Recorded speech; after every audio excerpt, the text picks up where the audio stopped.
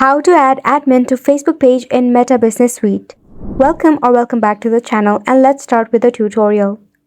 To begin with, make sure that you are currently logged in as a Meta Business Suite for your Facebook page. Now to change or add an admin, select the option of Settings. From here, you have to go ahead and select the profile that you want to change or add the admin for. Head to your page settings. Under Settings, go ahead and select the option of New Pages Experience and tap on it.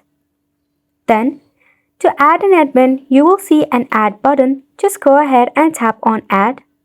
Then, add the username of the person that you want to invite as an admin to your Facebook page.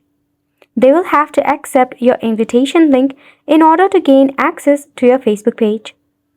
If not, tap on the three-dot icon, then select Remove Access and enter your password.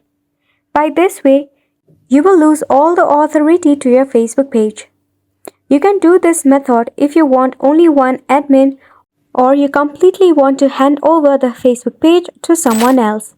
And that is all for this video as well. Thank you so much for tuning in.